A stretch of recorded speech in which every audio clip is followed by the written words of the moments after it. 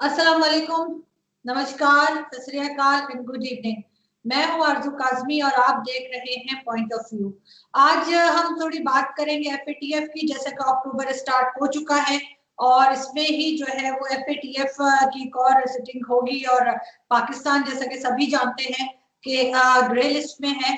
लेकिन हम आज बात ये करेंगे कि आखिर हम इसमें से कैसे निकल सकते हैं और इसका कोई किसी किस्म का पॉजिटिव इम्पैक्ट उसके ऊपर हम बात करेंगे। और साथ ही आप लोग जानते हैं कि अजरबैजान में जो सिचुएशन है तो उस पे हम उस पे भी डिस्कशन करेंगे और समझने की कोशिश करेंगे कि ये सब कुछ क्यों हो रहा है। और हमारे यहाँ तो अभी तक मैंने इतना ज्यादा नहीं देखा, लेकिन हाँ ये जरूर है कि इंडियन मीडिया ये जरूर है कि कहीं ये बात बढ़ते बढ़ते कहीं हम थर्ड वर्ल्ड वॉर की तरफ तो नहीं जा रहे, या हर जगह पे जैसे इंडिया का भी जो है वो चाइना के साथ एक डिस्प्यूट चल रहा है और इसी तरह से एक दो जगह पे ये चीजें हो रही हैं जिसमें अजरबैजान भी शामिल है। तो उस पे हम बात करेंगे। और हमें जी ज्वाइन किया है पाकिस्तान से, हमें ब्रिगेडियर सैयद नजीर साहब ने। आप उन सर को देखते ही रहते हैं टीवी चैनल्स पे भी और हमारे चैनल पे भी। वो आते हैं और अपनी राय देते हैं और हम बहुत उनके थैंकफुल है कि सर आपने ज्वाइन किया। Thank you so much. Thank you Indeed. और इंडिया से हमें ज्वाइन किया है हमारे सबसे फेवरेट कर्नल शैलेंद्र सिंह जी ने, जो कि हमेशा बहुत पॉजिटिव बात करते हैं और बहुत अच्छी बात करते हैं। Thank you so much sir कि आपने हमें ज्वाइन किया। सबसे पहले मैं ब्रिगेडियर साहब आपकी तरफ ही चलूंगी। एफएटीएफ में क्या आप देख रहे हैं कि इस दफा जो मीटिंग होगी तो पाकिस्तान को मिलेगी क्लीन चिट? जी बहुत शुक्रिया। जहाँ तक एफएटीएफ का ताल्लुक है तो इस पर काफ़ी पहले भी 2018 से लेकर काफ़ी मीटिंग हुई हैं। कब इस दफ़ा भी तो वर्चुअल था। अलबत्ता ये जो प्लान था अगस्त के लिए, उसके बाद ये प्लान हो गया 22-23 अक्टूबर के लिए, जो कि इस महीने के तकरीबन 2 हफ्ते बाद होना है।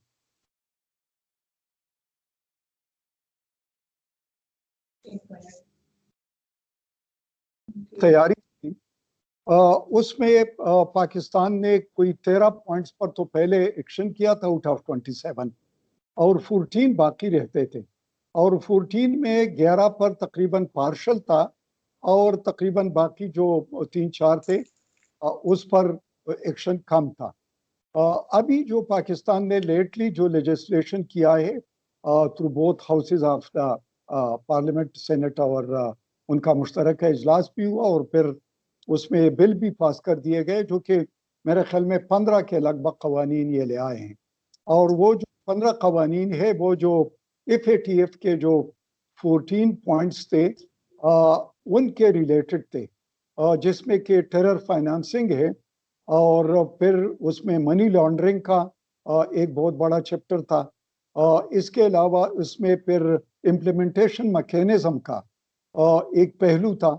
और तीसरी बात थी कि उन इम्प्लीमेंटेशन मैकेनिज्म की किस तरीके से मॉनिटरिंग होगी कि वो वाकई इन प्लेस हो चुके हैं और वो बाकायदा अपनी कारकर्दगी दिखा रहे हैं। और तीसरी बात ये है कि जो इस किस्म के जो आउटफिट हैं जो कि यूएन या बाकी के उस पर लिस्ट पर है, उनके खिलाफ जो कार्रवाइयाँ हैं या जो लेजिस्लेशन है उनको परसू किया जाता है। और उनके जितने भी मूवेबल एंड इमूवेबल प्रॉपर्टीज़ है उनको फ्रीज किया गया है। और उनके जो केसेस है उनको लीगल तरीके से उनके लिए जो कवानीन है उसको किस तरीके से बरोकार लाया जा रहा है। इसके अलावा जो बाकी बैंकिंग सेक्टर जो है उसमें किस किस्म की एम्प्लेसमेंट है उन मैकेनिज्म की जिसके जरिए इस पर नजर भी रखी जाए और उसको रोका भी जाए। तो ये कुछ उनके लिए लेजिस्लेशन करनी थी, जो कि इसमें एक पॉलिटिकल पहलू भी था, जो कि हमारे अपोजिशन उसके खिलाफ थे कि शायद इसके जरिए गवर्नमेंट अपने पोजीशन को, जो कि मनी लॉन्ड्रिंग तो हर मुल्क में होता है और हवाला का जो है या हुंडी का जो है ये कारोबार तो होता है, क्योंकि जाहिर है कि वो प्रॉफिट मार्जिन होता है। तो जब पैसे एक्सपेट्रिएट भी बेचते हैं तो वो भी उस जराए के जरिए, ज़रूरी नहीं कि वो टेरर फाइनेंसिंग में जा रहा हो, लेकिन वो एक क्रेडिबल सिस्टम है और दुनिया में जो पैरेलल इकोनॉमी है वो तो चल रही है ट्रिलियन ऑफ डॉलर्स की, तो ये भी उसका एक हिस्सा है। तो वो भी एक पहलू था कि पॉलिटिकल विक्टिमाइजेशन के लिए उसको इस्तेमाल न किया जाए, तब उस पर पॉलिटिकल पार्टी स्पेशली अपोजिशन के कुछ रिजर्वेशन थे। लेकिन दूसरी बात ये है कि जहाँ तक इजलास का ताल्लुक है, वो लगता तो यूं रहा है 3 काउंट्स पर कि Pakistan hopefully it will get out of the grey list. और उसकी रीज़न ये है कि एक तो जो अफगानिस्तान का अमन है उसमें जो पाकिस्तान का है, उसके और फिर यूरोप और बाकी ममालिक उसको बेहतर नज़र से भी देखते हैं। और जो इस FATF का पॉलिटिकल पहलू होता है, क्योंकि इसका एक टेक्निकल होता है, एक फाइनेंशियल होता है, एक पॉलिटिकल होता है, और पॉलिटिकल पहलू जो है वो जो पाकिस्तान पर डैम्पर है या रिजर्वेशन है वो उठा लिए जाएंगे। दूसरी बात ये है कि वो जो सॉफ्ट इमेज आएगा, इस इमेज से कि पाकिस्तान न सिर्फ पीसफुल कंट्री है बल्कि पीस को फैसिलिटेट भी करता है। और जिस तरह आपने देखा तालिबान को, उस तरह अब्दुल्ला भी अभी आए थे और वो भी काफ़ी मुतमईन होकर पाकिस्तान से चले गए। तीसरी बात इसमें ये आ जाती है कि ये जो एक्शंस लिए गए हैं और कानून बना है, ये टेक्निकल पहलू में आ जाता है। और तीसरी बात ये आ जाती है कि पाकिस्तान खुद अपना केस जो है इस लिहाज से वो भी तैयार कर रहा है कि हमें इससे नुकसान कितना इस टेररिज्म से हुआ है, और हम तो इसके खिलाफ है।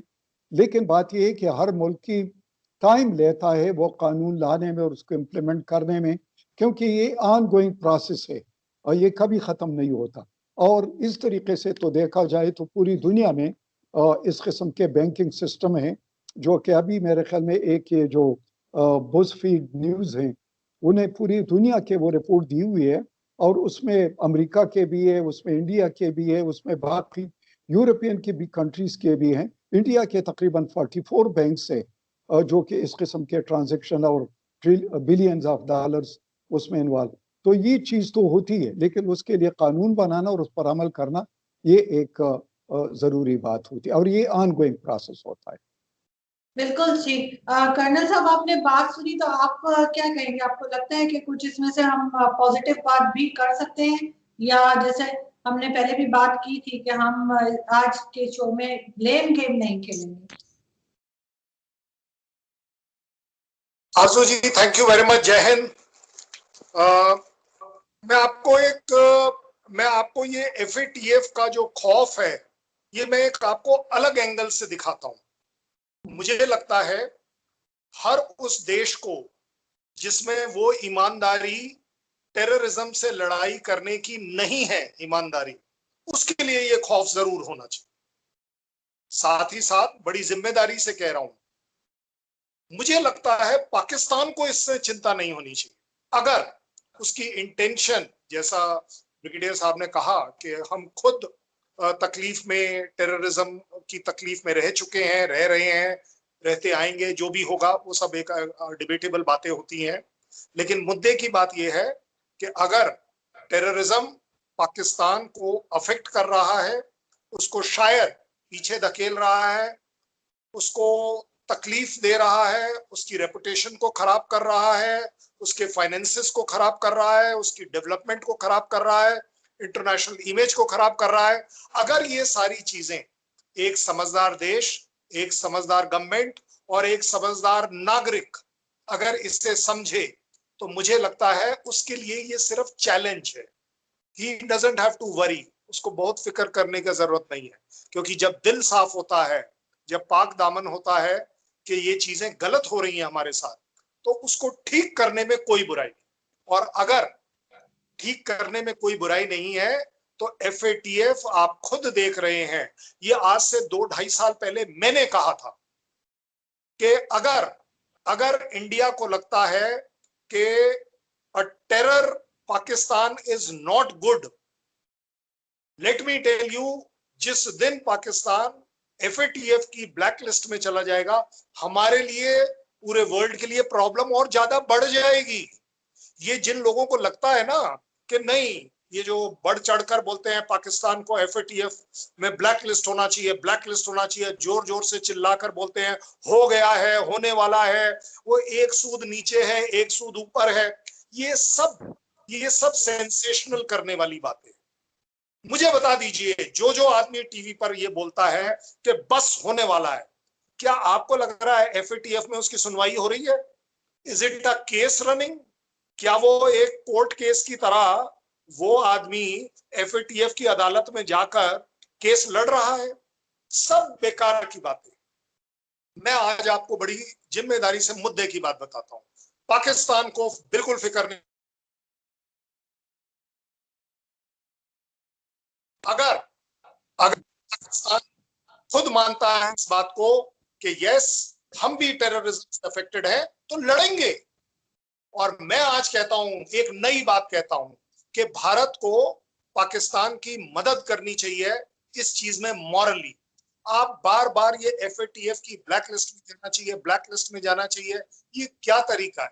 एक तरफ हमारे ही स्ट्रेटेजिस्ट, हमारे ही थिंकर्स, इंटेलिजेंट लोग सब अगर ये बात कहते हैं कि unstable and a terrorist Pakistan is not suitable to us, not suitable to the world, not suitable to the Pakistan, then why should we ask कि पाकिस्तान को धकेला जाए FATF की ब्लैक लिस्ट के अंदर, और वो भी ब्लैक लिस्ट होने के बाद उसको किसी भी तरह के फाइनेंसेस नहीं मिलने चाहिए।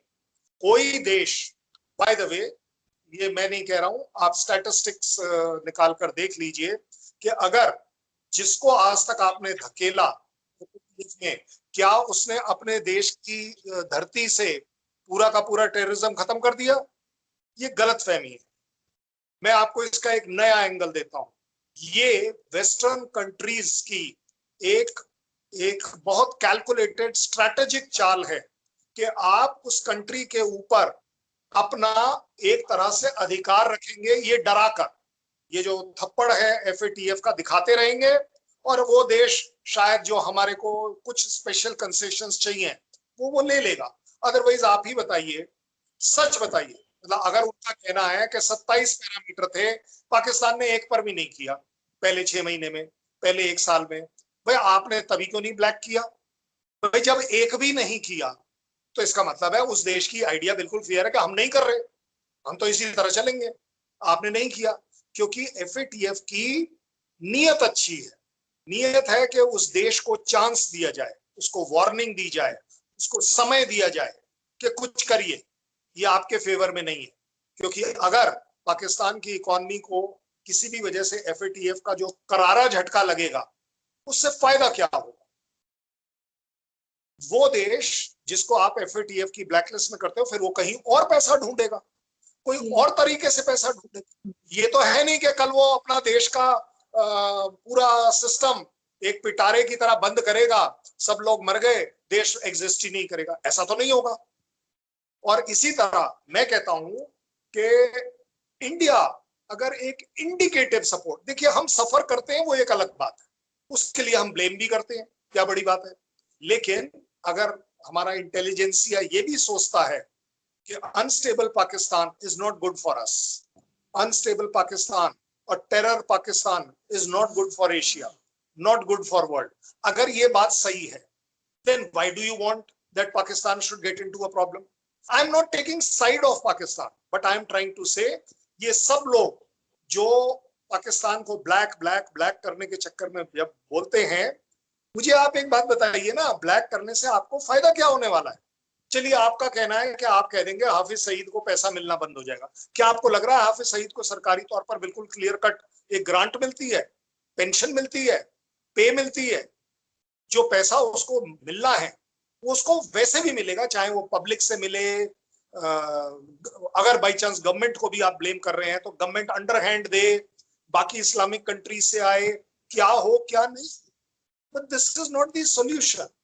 हम सॉल्यूशन नहीं ढूंढ रहे हैं, और मैं मेरे ही देश को आज मोटिवेट करता हूं, पाकिस्तान का हाथ पकड़िए, कोई बात नहीं आप बातचीत नहीं कर रहे, मत करिए, ये आपकी मर्जी है, पाकिस्तान की, दोनों का अपना अपना परसेप्शन, लेकिन उस देश को उसकी टेररिज्म से रिलेटेड अगर फाइट करने की वो 1 मिनट के लिए कहते हैं झूठी इच्छा जाहिर कर रहा है, अरे उसमें तो सपोर्ट करो, आप तो उसको मौका ही नहीं देना चाह रहे, जो अपने आप में एक पॉजिटिव स्टेप नहीं। अगर मैं एज इंडियन बोलता हूं कि we are very positive, then where is the positivity when it comes to कि पाकिस्तान को जब अपनी टेररिज्म फाइट करनी है तो उसमें बोले वो मरना चाहिए, उसमें उसकी अपनी प्रॉब्लम होनी चाहिए। ये तरीका नहीं। तरीका है हमेशा, जैसे हम एक छोटे बच्चे को बोलते हैं कि पहले वो उंगली पकड़ के चलेगा, फिर जब वो दौड़ता है, गिरता है, पड़ता है, तो संभालते हैं ना सब एक दूसरे को।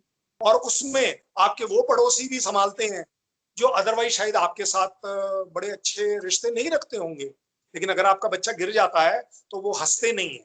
मैं आपको ये बताऊं, अगर आपके बच्चे को खून निकलता है तो वो हंसते नहीं है, दुख होता है कि एक बच्चा गिरा है। इसी तरह देशों के बीच में अगर एक दूसरे को आप अपनी पॉलिटिक्स करते रहिए, कोई प्रॉब्लम नहीं है, लेकिन अगर पाकिस्तान नेगेटिविटी में जाता है तो भारत को उसका किसी हाल में कोई फायदा नहीं।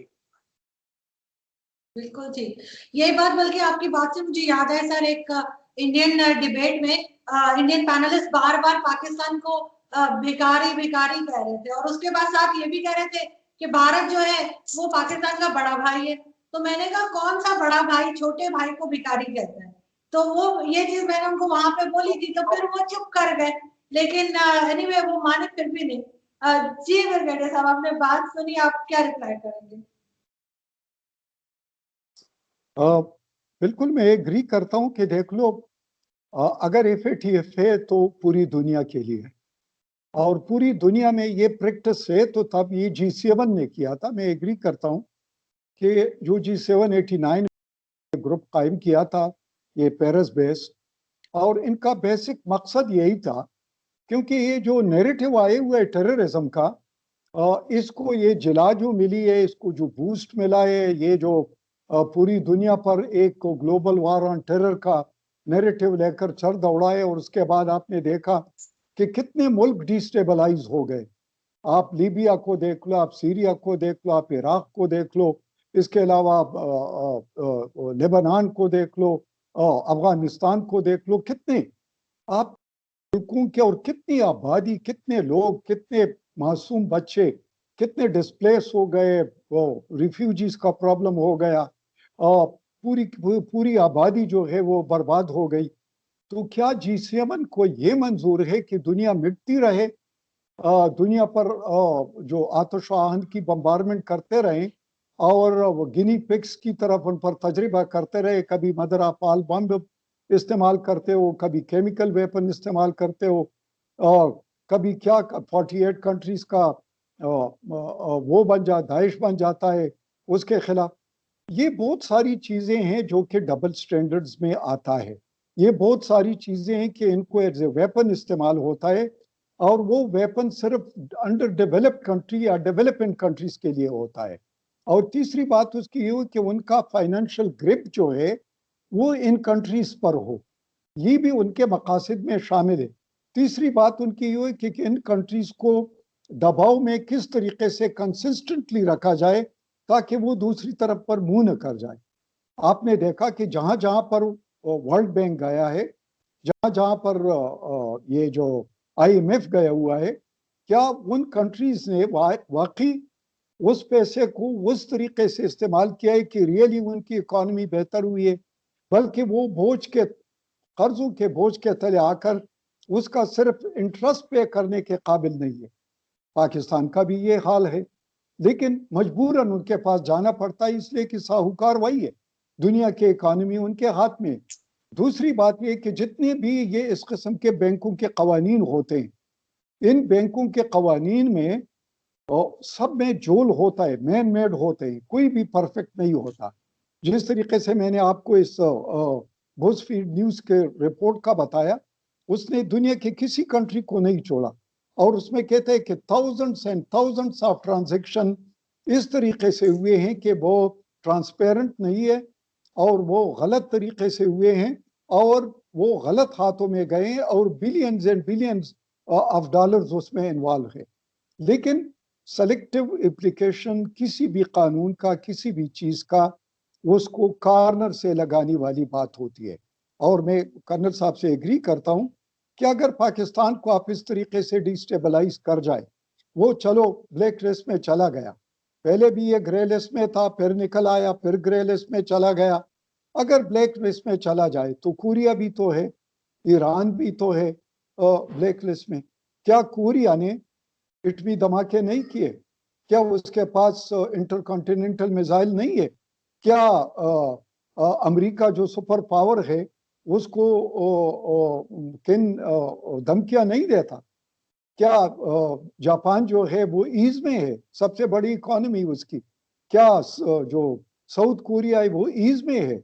नहीं है। इसी तरह ईरान का देख लो, उसके नेबरहुड में देख लो, क्या वो ईज में है? नहीं होते। तो बात ये होती है कि जब आप कहते हैं IMF का मकसद ये है या वर्ल्ड बैंक का मकसद ये है कि उनको डेवलप करे, लेकिन मकसद तो ये है, करते कुछ और है। हर चीज के पास स्ट्रिंग्स अटैच होते। मुझे ये बताओ, IMF जब आपको कहता है कि भाई सेल्स टैक्स बढ़ा दो, वो आपको कहता है कि फलाना फलाना चीज पर और टैक्स लगा दो, वो आपको कहता है बिजली और गैस को महंगा कर, तो इसका नुकसान किसको होता है? गरीब को होता है, आम आदमी को होता है। अगर वो आम आदमी के लिए इतना परेशान है या उसको डेवलप करना चाहता है, तो फिर ये डिक्टेशन स्ट्रिंग्स क्यों होते? इसलिए होते हैं कि वो डिस्टेबलाइज रहे अंदर से, वो मुल्क रफ्ता रफ्ता उनका गवर्नमेंट और अवाम के साथ उनका राब्ता कमजोर हो जाए। ये टूल्स है जो इस्तेमाल होता है। इंटरनेशनल फाइनेंशियल जो रिजीम है उसमें ये चीजें हैं। दूसरी बात ये आ जाती है कि फिर जाहिर है कि फिर जो साहूकार होता है उसकी माननी पड़ती है, और फिर वो जो गवर्नमेंट है वो भी डिस्टेबलाइज हो जाते हैं, इकोनॉमी भी खराब हो जाती है, रियल तरक्की नहीं होती, जिसको आप ग्रोथ कहते हैं, जिसको आप कहते हैं कि रियल इन्वेस्टमेंट जो कि आपके प्रोडक्शन को बढ़ा दे, रियल इन्वेस्टमेंट जो आपके एम्प्लॉयमेंट को बढ़ाए, रियल इन्वेस्टमेंट जो आपको स्टैंडर्ड ऑफ लाइफ को बढ़े, आपके GDP ग्रोथ को बढ़ा ले। तो वो यही है कि गरीब के हाथ में आपने 10,000 रुपए का मोबाइल तो पकड़ा दिया, उससे हर रिचार्ज पर आप उससे 100 रुपए का बैलेंस तो कहते हो, लेकिन वो एक्चुअली 70 रुपीज का होता है। और ये टैक्स जो होता है वो एक मतलब एक भिखारी पर भी है, और ये टैक्स जो है एक बिलियनियर के लिए भी वो बराबर है।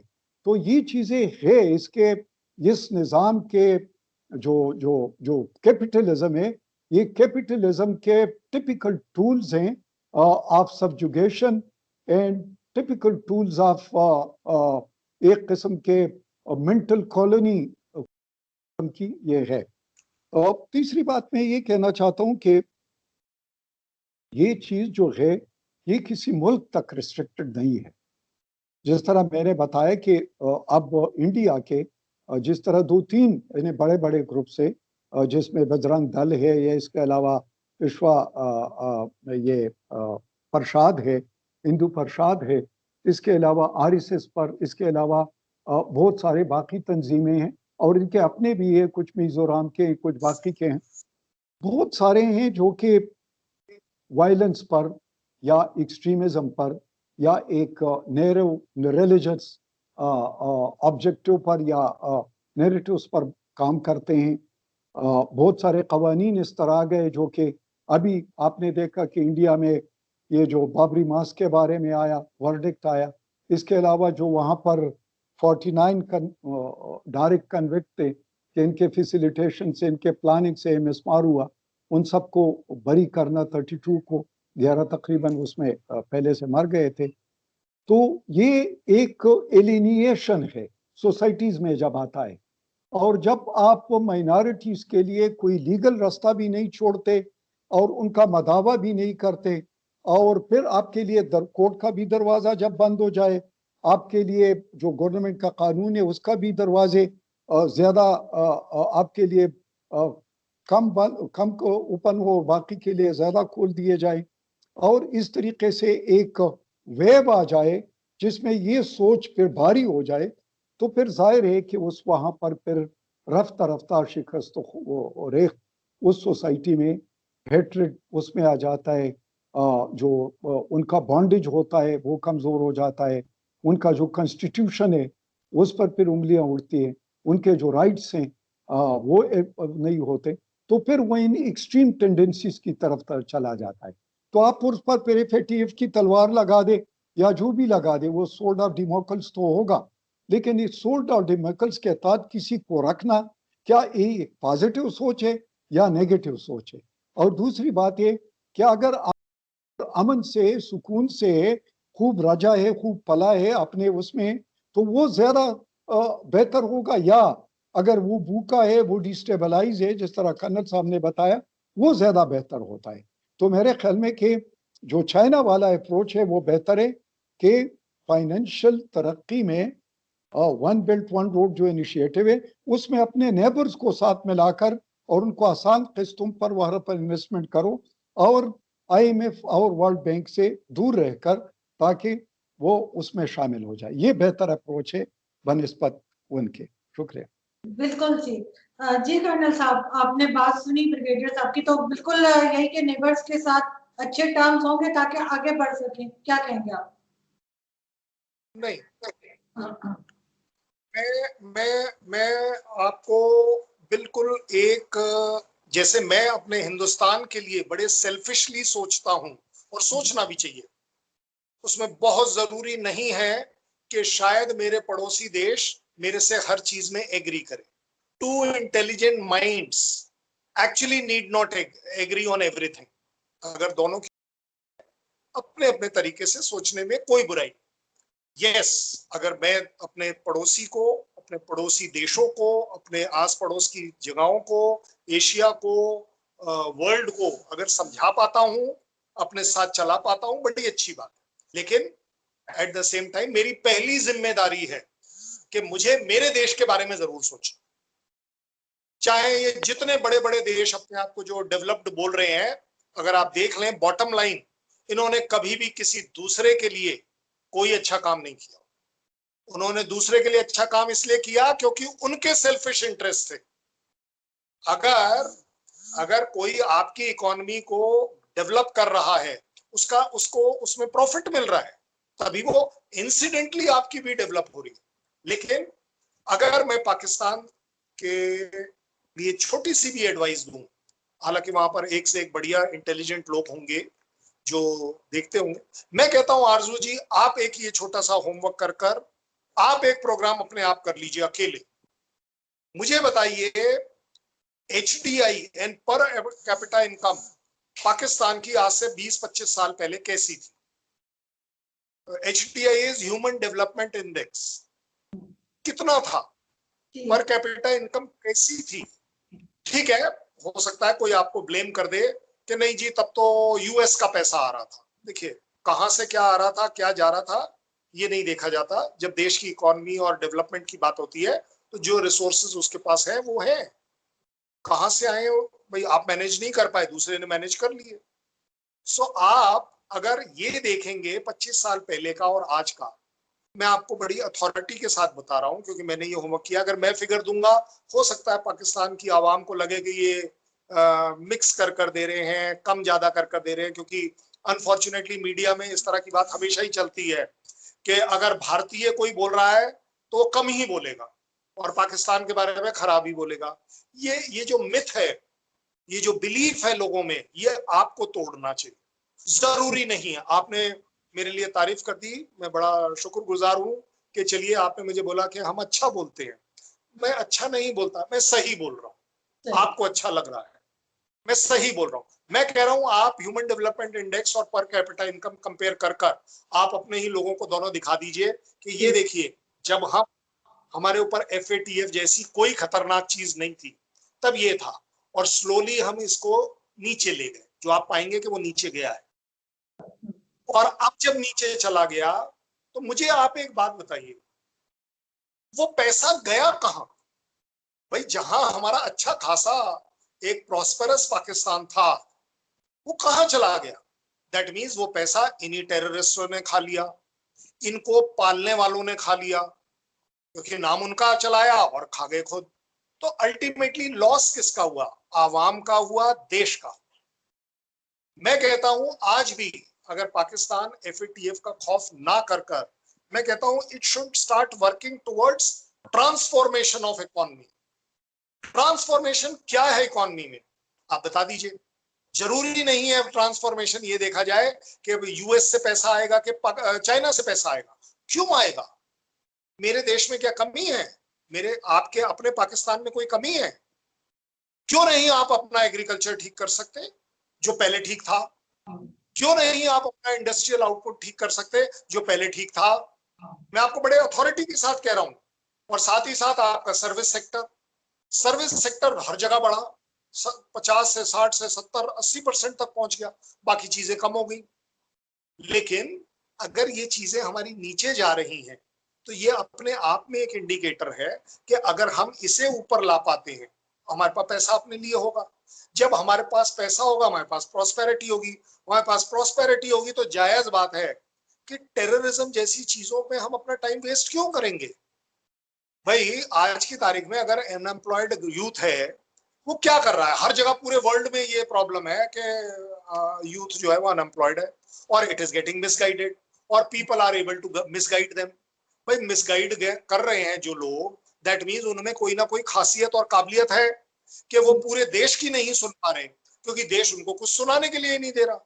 आप उसे बिजी नहीं कर रहे। मैं आपको बता रहा हूं, हमने श्रीनगर में ट्राई किया कि बच्चे फुटबॉल खेलें। क्या फुटबॉल का उनका क्रेज चल पड़ा है वहां। मतलब कॉलोनी वाइज, एरिया वाइज वो अपने मैचेस कर रहे हैं। देखिए, जैसे जैसे आप लोगों को कोई चीज देंगे बिजी होने के लिए, अप लिफ्ट होने के लिए, डेवलपमेंट की तरफ देखने के लिए, लोग अपने आप चल पड़ते। इसका बड़ा सीधा साधा उदाहरण है जो ब्रिगेडियर साहब ने बोला कि एक टाइम था कि मोबाइल था ही नहीं। आज मोबाइल है, लेकिन अगर मोबाइल को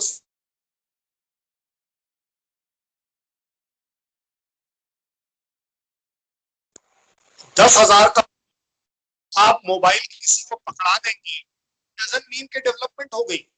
डेवलपमेंट ऐसे नहीं होती, आपको भी पता है, मैं कोई रॉकेट साइंस नहीं बोल रहा हूँ।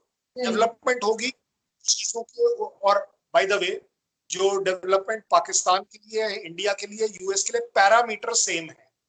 क्या आपका इंडस्ट्रियल कितना बढ़ रहा है, आपका एग्रीकल्चर क्या चल रहा है, आपका सर्विस सेक्टर क्या कर रहा है, इसके ऊपर है। आपका ह्यूमन डेवलपमेंट इंडेक्स किस तरफ को चल रहा है, आपकी पर कैपिटा इनकम कैसी चल रही है। अगर हम ये सारी चीजों पर ध्यान देंगे, हमारा देश अपने आप डेवलप होगा। एफएटीएफ को हम बता पाएंगे, दिखा पाएंगे कि ठीक है, हमसे गलती हुई है, कुछ ट्रांजैक्शन शायद आपने पकड़ लिए होंगे जो इधर से उधर हुए हैं। आपके देश में भी होते हैं, हमारे देश में भी होते हैं, यूएस में भी होते हैं, सब जगह होते हैं।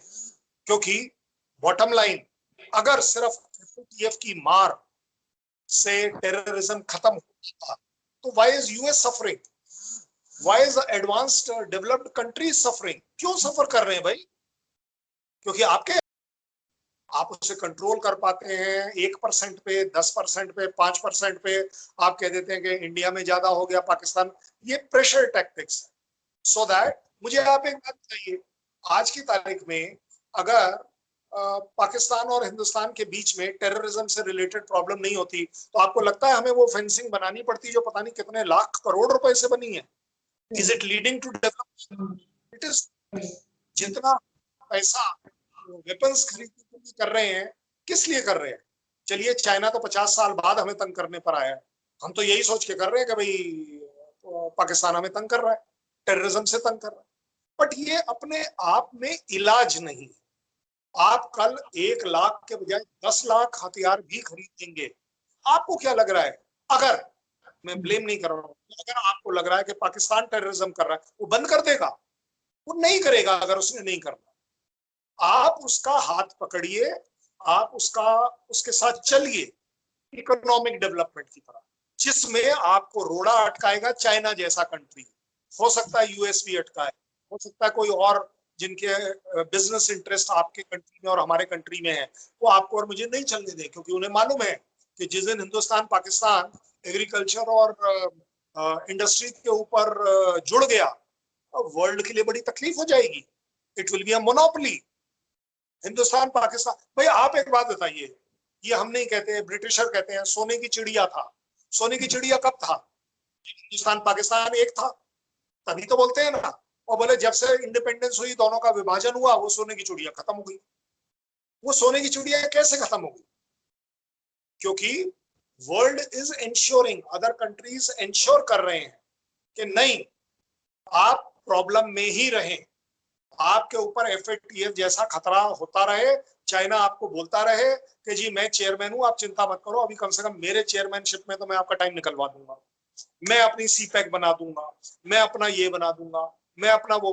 लेकिन ये तो कंट्री ने डिसाइड करना है, पाकिस्तान ने डिसाइड करना है। ठीक है, हो सकता है मजबूरी में कुछ डिसीजन लेने पड़ते हैं, कई डिसीजन अनप्लेजेंट हो सकता है आपके यहाँ आपको भी लेने पड़ रहे हो कि चलिए CPEC हमें उतना बेनिफिट शायद देगा, दे रहा नहीं है।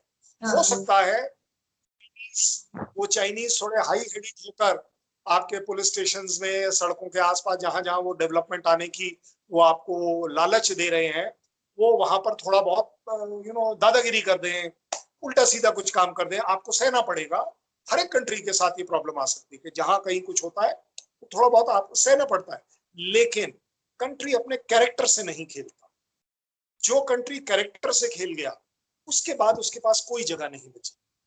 आपको मुझे सीखना चाहिए कि अगर चाइना 23 देशों के साथ टेरिटरी से रिलेटेड डिस्प्यूट्स में है, थोड़ा सा पढ़े हम उसको, हर एक डिस्प्यूट में तरीका डेवलपमेंट का ही निकाला गया था। मैं अगेन आपको ब्लेम नहीं कर रहा, हो सकता है इस समय आपकी मजबूरी है, कोई बात नहीं, लेकिन ध्यान तो रखा जा सकता है अपने इकोनॉमिक। आप बताइए मुझे, US को इकोनॉमिक स्लम्प क्यों आया? चाइना की वजह से आया। वो जो आउटसोर्सिंग सिस्टम चला था आज से 15 साल पहले, 20 साल पहले, वो ले डूबा US को। आज तक वो इक्वेशन पूरी नहीं हो पा रही है ट्रेड इम्बैलेंस का। अगर US अपने आप को इतना टेक्नोलॉजी, अपना समझदारी, इंटेलिजेंट समझता है तो इस प्रॉब्लम में क्यों आया? चाहे 20 साल पहले आया। That means ups and downs आएंगे। इसी तरह Pakistan should face with lot of conviction, दृढ़ता से खड़ा हो अपने पैरों पर, और अपने पैरों में इतनी जान डाले कि कोई बात नहीं, ये टेररिज्म जो मेरे टांगों को खींच रहा है, मैं इसे नहीं खींचने दूंगा। इससे रिलेटेड जो मेरा पैसा बर्बाद हो रहा है, क्योंकि देखिए टेररिज्म से रिलेटेड कोई आदमी फ्री में काम नहीं कर रहा, ये आपको भी पता है, मुझे भी पता है। Nobody is having free lunches. उसको, उस टेररिस्ट को कौन अरेंज करके देता है, कैसे अरेंज करके देता है, वो डिस्प्यूट चलता रहेगा। लेकिन कहीं ना कहीं अगर वो पैसा, अगर जैसा हम क्लेम करते हैं कि पाकिस्तान में टेररिस्ट ट्रेन हो रहा है, पैसा लग रहा है कि नहीं? जरूर लग रहा होगा। उससे रिलेटेड जो ट्रेनिंग दे रहे हैं उनको भी पैसा मिल रहा होगा। मैं कह रहा हूँ वो जो पैसा इनको देने के लिए आता होगा उसमें से वो खा रहे होंगे, गारंटी है मेरी, क्योंकि जब ब्लैक मनी चलता है तो वो खाया जाता है और हर आदमी खाता है उसको, कोई उसमें बड़ा छोटा नहीं होता। सो हमें इस चीज में इंडियंस ऑल्सो, ये स्ट्रेटजीज में जहां जहां पाकिस्तान खड़े होने की कोशिश कर रहा है, हमें उसको समर्थन जरूर देना चाहिए, मॉरल सपोर्ट जरूर देना चाहिए। हम टेररिस्ट और बॉर्डर डिस्प्यूट से रिलेटेड बात करें या ना करें, मैंने आपके प्रोग्राम में बड़े कन्विक्शन के साथ कहा था, कारगिल के टाइम भी आपका हमारा ट्रेड चल रहा था, क्या बड़ी बात है? दैट मीन्स के दो कंट्रीज के बीच में डिस्प्यूट होने, चाइना के साथ आज भी चल रहा है बाय द वे। कहने बड़ी बड़ी बातें करी जा रही है कि चाइना हमें सॉर्ट आउट कर देगा, हम उसे सॉर्ट आउट कर देंगे, वो हमें नंगा कर देगा, हम उसे नंगा कर देंगे। वो चीप पॉपुलैरिटी की जो लैंग्वेज है वो चलती रहेगी, लेकिन intelligentsia, right minded people of Pakistan and India, ये एक दूसरे से अच्छी बात करें, अच्छे सजेशन दें। मैंने जैसे आपको बोला, आप कंसंट्रेट कीजिए कि क्या चीजें आपकी जो डेवलपमेंट इंडिकेटर्स हैं वो हमेशा के लिए सेम है। आज से 25 साल पहले जो थे वो एक एक साल में नीचे कैसे आए, पॉइंट आउट करेंगे थिंक टैंक, मैं उसको बिल्कुल, और लोगों से फिर सरकार को समझाएं। बिल्कुल सर, मैं उसको चेक बिल्कुल करूंगी, लेकिन वही बात है कि अगर भारत और पाकिस्तान जो है वो थोड़ा सा मिल के रहें और इस तरह की टेंशन ना हो, तो बहुत ज्यादा प्रोग्रेस कर सकते हैं, जो कि यूरोपियन कंट्रीज या अमेरिका कभी नहीं चाहेगा। और चाइना जो है, बिल्कुल मैं भी ये मानती हूँ, चाइना का हमारे साथ मतलब है। चाइना को पाकिस्तान मैंने काबू है इसलिए। जी मैंने अभी अभी यही कहा, अगर हम आपस में साथ में अच्छे से रह पाते हैं बड़ी अच्छी बात है, इससे और कोई अच्छी बात, लेकिन अगर नहीं भी रह पाते तो घबराने की क्या बात है। डेवलपमेंट देखिए, बिल्कुल। और इंडिया अगर पाकिस्तान की डेवलपमेंट का साथी बनता है तो आपको क्या लग रहा है इंडिया को डेवलपमेंट नहीं मिलेगा? बाय द वे, आज की तारीख में चाइना के खिलाफ यूएस क्यों नहीं लड़ाई लड़ रहा? भाई इतनी बड़ी आर्मी है, इतने आप अपने आप को एक्सपर्ट बोलते हो। इकोनॉमिक, जहां इकोनॉमिक इंटरेस्ट आते हैं सभी को हाथ जोड़ने पड़ते हैं, इज्जत से बात करनी पड़ती है, बातचीत अपने आप होगी। और अगर नहीं हो रही तो फिक्र की बात नहीं है। Let us develop on those places जहां हम डेवलप कर सकते हैं आपस में। मेरा सिर्फ सुझाव ये है। बिल्कुल जी। ब्रिगेडियर साहब, सबसे पहले तो आप अगर कोई रिप्लाई करना चाहें कर्नल साहब की बात पे वो आप करें, लेकिन साथ ही फिर जब हम मतलब आगे बढ़ेंगे तो हम बात करेंगे अजरबैजान की। आपने देखा है कि वहां पे जिस तरह की सिचुएशन हुई भी है, और अक्सर जगह पे सुनने में आता है कि जी थर्ड वर्ल्ड वॉर ही ना हो जाए इसके उसमें, तो इस पे भी आप प्लीज थोड़ा सा बताइए। शुक्रिया आरजू। जहाँ तक ये तकरीबन 10-11 दिन हो गए कि एक नया कन्फ्लिक्ट, जो कि एक यूरोप का फ्रोजन कन्फ्लिक्ट इसको कहा जाता है, ये शुरू हुआ है दोबारा। पहले 88 में चला था, फिर उसके बाद 92 से लेकर जब ये स्टेट्स आज़ाद हुए थे, 94 में फिर इनका कोई सीज फायर हुआ, और उस वक्त भी काफ़ी कैजुअल्टीज और वायलेंस हुआ था। अभी जो शुरू हुआ है तो आर्मीनिया और अजरबैजान के दरमियान, और उसमें जो मेन बोन ऑफ कंटेंशन है वो है नगोरो काराबाख, जो कि एक ऐसा इलाका है जो कि ज़ार्स के ज़माने से, और फिर उसके बाद सोवियत यूनियन के ज़माने में, स्टालिन के ज़माने में उसको एक इंडिपेंडेंट सिलसिला कहा गया था। लेकिन जो यूएन के रेजोल्यूशन है 3 सिक्योरिटी काउंसिल के 2 उसके यूएन के, उसके तहत ये अजरबैजान का हिस्सा है। लेकिन वहाँ पर जो एथनिक आर्मीनियन है उनका कब्जा है, और उसको सपोर्ट हासिल है आर्मीनिया का। उसके तीनों तरफ अजरबैजान है, और ये जो इनक्लेव एक्सटेंड करता है ये फिर आर्मीनिया के साथ मिलता है। आर्मीनिया लैंड लॉक्ड है, जबकि अजरबैजान सी के साथ मिला हुआ है, तो इसलिए उसका बहरी बेड़ा भी है और तिजारत भी है। तीसरी बात यह कि आर्मीनिया कनेक्टेड है टर्की के साथ, सॉरी अजरबैजान, और उसको जो बॉन्डेज है, क्योंकि पहले उसका भी है ओटोमन एम्पायर में उनका हिस्सा रहा है, तो उनके पास जो एथनिसिटी है वो मेनली टर्किश है। बाकी सेंट्रल एशिया में भी है, लेकिन इसमें भी है, और जो लैंग्वेज भी बोली जाती है तो उनकी, तो वो बॉन्डेज बहुत ज़्यादा है।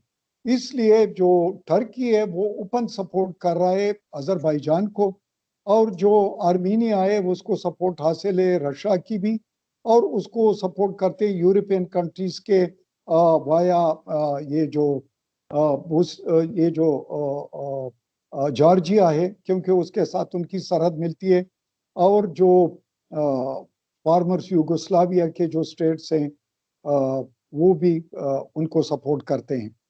तीसरी बात इसमें आ जाती है कि अब जो कन्फ्लिक्ट शुरू हुआ है इसमें आर्मीनिया ने इस बात का फायदा उठाया कि कोविड की वजह से जो अजरबैजान का जो तेल था और गैस था, जो कि 5% of the Europe oil requirement या गैस रिक्वायरमेंट वो पूरा करता है, इंक्लूडिंग टर्की एंड इजराइल, वो काफ़ी कम हो गया, और उसके इकोनॉमी को थोड़ा सा धचका भी लगा, वो सारे इकोनॉमीज को, लेकिन इनका उस बेस था।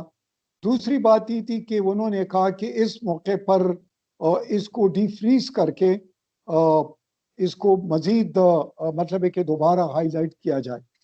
अब जब वो हाईलाइट हुआ तो दोनों तरफ से जंग शुरू हुआ, और वो जंग के नतीजे में मॉडर्न वेपन्स जो है, जो कि इसराइल ने टर्की ने अजरबैजान को दिए हैं, और इसी तरह आर्मीनिया के साथ भी जो ड्रोन्स है और इसके अलावा उनकी जो आर्टिलरी है या जो बाकी वेपन सिस्टम है वो खुलकर इस्तेमाल कर रहे हैं। तो कैजुअल्टीज तो दोनों जानिब पर हुई है, लेकिन लगता ये है कि आर्मीनिया के कुछ इलाका भी उन्होंने खो दिया है और अजरबैजान ने उस पर कब्जा भी किया हुआ है और कैजुअल्टीज भी उनकी ज्यादा हुई है। लेकिन एक पोलराइजेशन टाइप सिचुएशन भी आ रही है और वो खित्ते के अमन को खतरे की एक घंटी भी है। इसलिए तरफ ईरान के साथ ये मिलता है, दूसरी तरफ पर उधर के एसपीएनसी यूरोप के साथ और रशिया के साथ, और दूसरा इधर टर्की भी है और इजराइल भी है। तो उस लिहाज से देखा जाए तो सेंट्रल एशिया जो है, जिसको हम पुरअमन चाहते थे और जिसको एक एनर्जी रिजर्वायर के तौर पर या एक ऐसा रिजर्वायर जहां पर ट्रेड और जो मुख्तलिफ कॉरिडोर्स हैं वो उधर से गुजरने हैं, तो उनको खतरा लाहक हो रहा है। दूसरी बात ये आ जाती है कि अगर इसमें जो एस्पायरेंट पार्टीज हैं, अगर वो दोनों को सपोर्ट करना शुरू कर दे तो फिर ये जंग प्रोलॉन्ग हो सकती है और फिर ये शायद नेबरहुड में इसके कुछ हो। और एक इंडिकेशन जो इल्ज़ाम लगाया जा रहा है, स्पेशली कर्नल साहब बैठे हुए हैं, इंडिया के चैनल्स पाकिस्तान को ब्लेम कर रहे हैं कि पाकिस्तान ने अपनी फौजें अजरबैजान भेजी हुई है और वो आर्मीनिया के खिलाफ लड़ रहे हैं। भाई पाकिस्तान के अपने हाथ बड़े फुल है। वो कहते हैं पाकिस्तान हैंड्स आर फुल। एक तरफ पर हमारा जो मगरिबी अफगानिस्तान के साथ डिस्टेबलाइज, वहां पर फेंसिंग कर रहे हैं, वहां पर और रोज कैजुअल्टीज हो रहे हैं, वहां पर अटैक्स हो रहे हैं, वहां पर सिलसिला एक जंग जारी है। दूसरी तरफ पर हमारे LFC पर हजारों वायलेशंस ऑफ LFC इंडिया हो रहे हैं। बहुत बड़ी फौज उधर है, आई बाल टू आई बाल है, उस पर बरसरे पेकार है। तीसरी तरफ पर ये है हमारे यहाँ पॉलिटिकल पोलराइजेशन भी बहुत ज्यादा हो गई है। तीसरी बात यह आ जाती है कि पाकिस्तान फाइनेंशियली भी काफी क्रंच में है, कुवैत इधर भी है और इसके अलावा बाकी भी पाकिस्तान पर इन्हें दबाव काफी है। तो इन सारी चीजों को देखकर तो वो अजरबैजान देखकर, और फिर तो 8 दिन नहीं हुए हैं, एक कौम तो किसी चीज के फैसले के लिए उनको महीने लगते हैं, क्योंकि ये मामूली फैसले नहीं होते, और फिर उसमें फौजें भेजना और वहां पर लड़ना, और ये मेरे ख्याल में कोई सिग्नल के जरिए ये जो क्या नाम है हाइब्रिड तरीके से या कोई जिसको हम डिजिटल तरीका कहते हैं उसके जरिए भेजे जाएं। उनकी आप देख लें दोनों का बैलेंस बहुत मुख्तलिफ है। अजरबैजान हर लिहाज से, फौजी लिहाज से तकरीबन 3 गुना ताकत रखता है, आबादी के लिहाज से भी कोई 4 गुना ज्यादा है। इसके अलावा आप देख लो कि उसके वहां पर पड़ोसी उनको सपोर्ट कर रहा है, टर्की सपोर्ट कर रहा है, और जो सबसे लीडर कमकाज ये जो ड्रोन्स है वो इसराइल ने उनको दिए हुए हैं। और इनके अलावा वो सपोर्ट भी आर्मीनिया अपना सफीर भी वापस बुलवा लिया इसराइल से एज ए प्रोटेस्ट। जो ओपन सपोर्ट कर रहे हैं उनका नाम नहीं लिया जा रहा है, और जो दूर बैठा हुआ है किसी खाते में नहीं, तो पता नहीं ये क्यों, इससे क्या मिलता है। थोड़ा सा भाई बनकर या बड़ा मुल्क बनकर छोटा न बने इन चीजों से। ये मेरे ख्याल में ये कोई जहनी आसूदगी तो नहीं, थोड़ी फरसूदगी लगती है। माइंडसेट थोड़ा सा बहुत ही छोटा हो चुका है। ये मुझे अच्छा नहीं लगता। ख्वाब कर्नल साहब उस पर जो भी कह दे, लेकिन मुझे ऐसी चीजें मज़ाक़ खेज लग रही है। स्पेशली जो ठीक है मीडिया में ये चीज बिकती होगी, लेकिन फिर भी मेरे ख्याल में जो पावर कॉरिडोर्स है या जो डिप्लोमेटिक चैनल है, या उसमें कम से कम इनकी वो आनी चाहिए कि इस तरह से कुछ बनता नहीं है। ये मजीद बिगाड़ की तरफ ले जा रहे हैं, जिस तरह कर्नल साहब ने बताया। क्यों नहीं भाई, इस किस्म के अगर आप पिन प्रिक्स करते हैं और इसी तरीके से शरारतें हों और वो डिस्ट्रस्ट हो, तो ट्रस्ट कहाँ पर डेवलप होगा, ट्रेड कहाँ पर चलेगा, इकॉनमी कहाँ पर जाएगी। आप भी मरेंगे, हम भी मरेंगे इन लोगों के कि जो इस किस्म के मतलब है कि लूज शॉट, लूट कैनन, बेड माउथिंग करते रहते हैं। बिल्कुल जी। लास्ट कमेंट आपकी तरफ से कर्नल साहब। ओके, मेरे लिए मैंने 4 चैलेंजेस लिए हैं। पहला, ब्रिगेडियर साहब ने बड़ी अच्छी बात बताई इकोनॉमी से रिलेटेड कि इकोनॉमिक क्रंच है। किसके पास क्रंच नहीं है? एक कंट्री बताइए, विच इज दैट कंट्री जो ये बोलने को तैयार है कि मेरे पास सरप्लस पैसा है, मैं हिंदुस्तान या पैसा देने को तैयार हूं। एवरीबडी इज अंडर क्रंच, क्योंकि अगर एक्चुअली क्रंच नहीं होता तो why is US withdrawing from Afghanistan? इतनी बड़ी पावर है, इतनी बड़ी इकोनॉमी है, वगैरह वगैरह वगैरह। पहली बात, सो क्रंच रिलेटेड हमें क्यों किसी को आंसर करना है कि हमारा क्रंच छोटा है बड़ा है? ये जैसे आपने बोला उस प्रोग्राम में, मैं बाय द वे मैंने भी एक प्रोग्राम में इसी तरह बोला कि आप ये क्या क्या लैंग्वेज है कि वो कटोरा लेके प्राइम मिनिस्टर घूम रहा है? ये क्या लैंग्वेज है? कौन सी ऐसी कार है जो पाकिस्तान में चल नहीं रही? कौन सा ऐसा पेट्रोल पंप है जो पेट्रोल बेच नहीं रहा? कौन सी ऐसी दुकान है हीरे जवाहरात की जो जवाहरात नहीं बेच रही, वगैरह वगैरह। And why are we concern? भाई अगर आप बड़ी टेक्निकली देखेंगे, अगर आप बदले की भावना से भी देखें, अगर भाई पाकिस्तान के पास पैसा नहीं है, तुम्हें तो खुशी होनी चाहिए। मतलब अगर आप दुश्मनी वाली बात करें। Second, which is very good, कि अगर हिंदुस्तान के किसी भी आदमी ने कह दिया कि पाकिस्तान अजरबैजान में लड़ाई लड़ रहा है या सैनिक भेज रहा है, तो मुझे आप एक बात बताइए, पाकिस्तान को मंजूर है, अजरबैजान को मंजूर है, आप दोनों को मुबारक हो, इसका मेरे से क्या संबंध है?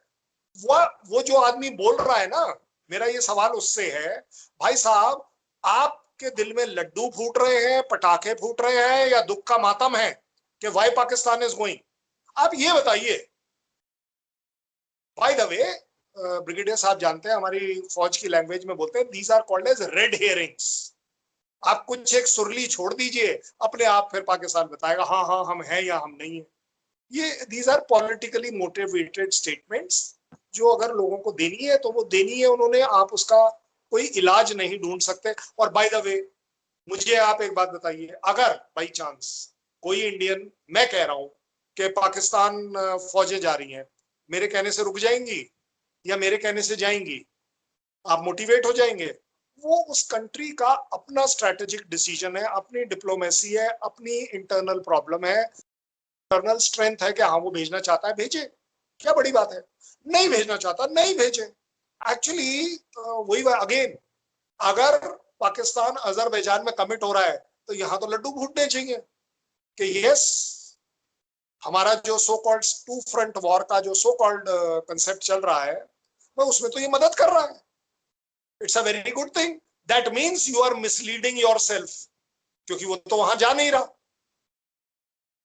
सो अपने आप को मिसलीड कर रहे हैं। जब इस तरह की कोई बातें होती है ना, आप हमेशा देखना कि वो अल्टीमेटली आप ही को अफेक्ट करेगा और कुछ नहीं होगा। जहां तक अजरबैजान और आर्मेनिया की लड़ाई की बात है, देखिए मैं ब्रिगेडियर साहब ने जो जियोपॉलिटिक्स बताई है वहां की, मैं उस पर वापस बोलूं तो मेरे ख्याल हमारा समय बर्बाद होगा। लेकिन मैं आपको एक बात बता रहा हूं, ये जो थर्ड वर्ल्ड वॉर वाला मामला है, इंडिया के 2 जहाज अगर कहीं दाएं बाएं चले गए, शायद थर्ड वर्ल्ड वॉर हो जाए। अगर पाकिस्तान की वो गन इधर को फायर कर दे, शायद थर्ड वर्ल्ड वॉर हो जाए। बट बाय द वे, ये थर्ड वर्ल्ड वॉर का मतलब क्या है? थर्ड वर्ल्ड वॉर का बेसिकली मतलब अगर आप निकालें तो ये वर्ल्ड के वो डेवलप्ड इकोनॉमीज हैं, ये वो आर्म्स डीलर हैं, ये वो आर्म्स मैन्युफैक्चरर हैं जो 2 छोटे देशों की कीमत पर अपना बिजनेस चलाएंगे। बिकॉज इराक में अगर स्कड मिसाइल का डेमोन्स्ट्रेशन नहीं होता तो स्कड मिसाइल बिकती कैसे? ये मैं नहीं बोल रहा हूं, ये बाय द वे इराक में और यूएस में बैठे जो थिंकर्स हैं उनका कहना है कि in arms race this is also one of the strategy कि आप अपने वो वाले आर्म्स, अदरवाइज आप एक बात बताइए ना, ये हर चीज 2 देशों के लड़ाई के बीच में ये बाकी कंट्रीज क्यों आ जाते हैं? भाई तुम्हारा क्या मतलब बनता है? आर्मेनिया और अजरबैजान के बीच में जो भी डिफरेंसेस हैं, what has got USS Russia to do? चलिए मैं मान लेता हूँ वो पहले से हिस्टोरिकली है, इसलिए मान लेंगे हम कि उनकी इन्वॉल्वमेंट है। भाई टर्की की इन्वॉल्वमेंट हो जाती है, फिर अब यूएस की इन्वॉल्वमेंट हो जाती है, पता नहीं कहीं ना कहीं से चाहे, और अभी जैसा आप बता रहे हैं हमने बोल दिया कि भैया पाकिस्तान की भी इन्वॉल्वमेंट है। This makes sense. ये जो थर्ड वर्ल्ड वॉर वाला जो मामला है ना, वो सिर्फ इसलिए हर चीज के बीच में आता है क्योंकि ये सारे देश अपने अपने हथियार टेस्ट करना चाहेंगे। जो लड़ाई वो खुद नहीं लड़ सकते वो कॉस्ट पे लड़ना चाहते हैं। क्योंकि अगर जैसा कोई भी कह ले कि अगर उन किसी भी दो देशों के बीच में अगर न्यूक्लियर वॉर होती है तो भाई अगर जो न्यूक्लियर बम गिरेगा वो यूएस पे थोड़ी ना गिरेगा, वो तो उन दोनों के बीच की लड़ाई है।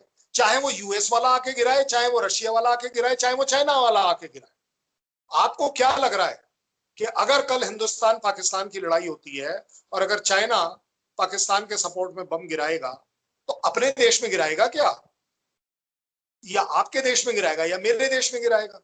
चलिए एक मिनट को वो मेरे देश में गिराएगा, जब वो मेरे देश में गिराएगा मैं आपके देश में गिराऊंगा, लड़ाई एक अलग एंगल पर स्टार्ट होगी। क्योंकि मेरे पास स्ट्रैटेजिकली शायद वो काबिलियत हो या ना हो, मेरा यूएस बीच में आ जाएगा, उसका सपोर्ट ले लूंगा। जो ताइवान कर रहा है, सिंगापुर कर रहा है, ये सारे क्या कर रहे हैं? बिकॉज इनके बीच में अगेन इकोनॉमी आ जाती है। लेकिन मैं आपको ये बड़े कन्विक्शन से कह रहा हूं, जो सर बात कर रहे थे कि विश्वास हो या ना हो, पैसा और इकोनॉमी एक अपने आप में ऐसी चीज है जो अपने आप आपको मजबूर करेगा। जैसे यूएस और चाइना का एग्जाम्पल आपके सामने है, आप लड़ेंगे नहीं क्योंकि आपके इकोनॉमिक इंटरेस्ट इतने सुप्रीम है। आज की तारीख में ऐसा मेरा पर्सनल असेसमेंट है। इंडिया और चाइना के बीच में अगर लड़ाई को कोई रोके हुआ है, इकोनॉमिक अफेयर्स रोके हुए हैं। सो अगर आप इकोनॉमिकली एक दूसरे पर डिपेंड होते हैं, प्रोग्रेस करते हैं, बाकी सारी चीजें बैक बर्नर पर चली जाती हैं। क्योंकि कोई भी गवर्नमेंट अपने देश में पब्लिक को इस बात पे वोट नहीं दिलवा पाएगी कि हम लड़ाई लड़ने जा रहे हैं। यस, वो क्या दिलाएगी कि देखिए हमने आपका इकोनॉमिक स्टैंडर्ड बढ़ा दिया, आपकी रोड्स अच्छी हो गई, आपकी लिविंग कंडीशन अच्छी हो गई, पानी मिल रहा है, बिजली मिल रहा है, सब कुछ मिल रहा है। आप प्रॉस्पेरिटी के ऊपर ही तो लड़ाई लड़ते हैं पॉलिटिक्स की। ये जो सेंसेशनल वाला पार्ट है, दीज आर माइनर थिंग्स, क्योंकि इनको सबको मालूम है कि अगर कोविड के दौरान चाइना ब्यूटीफुली प्ले अप कर गया इंडिया का बॉर्डर के ऊपर, सारा का सारा ध्यान हट गया। For days together Covid was not covered. और कोविड से रिलेटेड अगेन वही वाली बात है, कुछ लोगों का कहना है कि चलिए जी, मैं कल ही एक प्रोग्राम कर रहा था कि नहीं जी कोविड जो है सबसे ज्यादा, अरे भाई इंडिया में पॉपुलेशन ज्यादा है इसलिए कोविड ज्यादा है, क्या बड़ी बात है? और एक बात बताइए, कौन सा ऐसा मेडिसिन है, कौन सा ऐसा वैक्सीन है जो मैं आपसे मांग रहा हूं, जो सो कॉल्ड हमें क्रिटिसाइज कर रहा है बाई चांस? तीसरा, क्या मेरे यहाँ से आपके यहाँ कोई एयरक्राफ्ट जा रहे हैं जो कोविड को लेकर जा रहे हैं? एक्सपोर्ट कर रहा हूँ आपकी तरफ। मेरी प्रॉब्लम है, मेरे पास एक पब्लिक है जो आपके मुकाबले बहुत ज्यादा है, मेरे यहाँ कोविड ज्यादा है, मैं उससे लड़ रहा हूँ। अगेन अगर स्ट्रैटेजिकली आप देखें तो उसको तो खुश होना चाहिए भाई, जो पाकिस्तान का बंदा ये कह रहा है उसको तो खुश होना चाहिए कि मेरा सारा पैसा इंडिया का कोविड में लग रहा है। आपके लिए आपका तो एम इनडायरेक्टली अचीव हो रहा है। बट दीज आर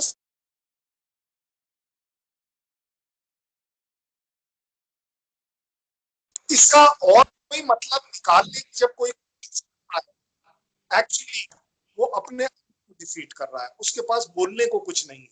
बहुत सब जब कभी कोई टॉपिक ना हो बोलने में, अभी अगर आपके इस प्रोग्राम को सेंसेशनल कर दूं, 2 या 3 बात पाकिस्तान के अगेंस्ट कर दो, सर और मैं आपस में सिर उठा लेंगे, आप बीच में अपना सिर टिका कर बैठी रहेंगी कि ये लो जी एक नया मुद्दा शुरू हो गया। 1 मिनट लगता, लेकिन समझदारी करनी, समझदार की बातें समझने में समय लगेगा।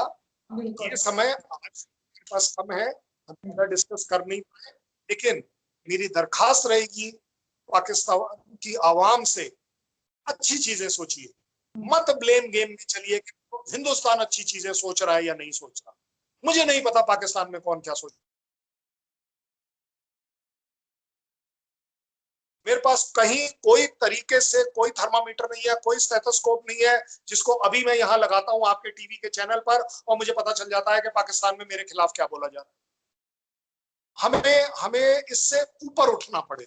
अगर कहीं एक दो इस तरह की बात कि वो अजरबैजान में वो ठीक है, उसकी इग्नोरेंस है, क्या बड़ी बात भाई। क्या उसके कहने से पाकिस्तान भेजेगा या वापस बुलाएगा? ये तो नहीं होने वाला।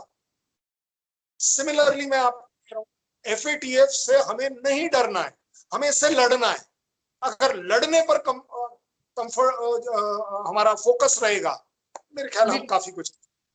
बिल्कुल ठीक। यहाँ पे मैं आप दोनों का शुक्रिया अदा करना चाहूंगी कि आपने ज्वाइन किया, लेकिन जाने से पहले मैं ये जरूर कहूंगी कि मैं और मेरे जैसे बहुत से लोग ये चाहते हैं कि पाकिस्तान और भारत जो है वो इस तरह से, अगर बहुत ज्यादा दोस्ती नहीं हो सकती ना हो, लेकिन ये जो लड़ाई झगड़ा है, जो हथियार खरीदते रहते हैं, वो ना करें और वही पैसा अपने लोगों पे लगाएं, उनकी हेल्थ पे, उनकी एजुकेशन पे।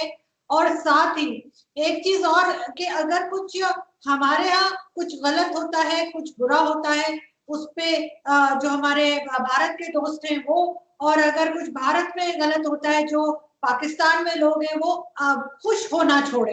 एक दूसरे की तकलीफ पे हमें अफसोस करना चाहिए, हमें उस दर्द को महसूस करना चाहिए, ना कि हमें उस पर खुश होना चाहिए। हमें एक दूसरे की खुशी से खुश होना चाहिए। और अगर कोई देश परेशान है, कोई मुल्क किसी मुश्किल में है या उसके लोग मुश्किल में हैं, तो हमें उनसे हमदर्दी होनी चाहिए, उनके लिए अच्छा सोचना चाहिए, तभी हम आगे बढ़ सकेंगे। बहुत शुक्रिया आप दोनों का कि आपने ज्वाइन किया। Thank you so much. Thank you sir. Jai Hind. Thank you. Thank you.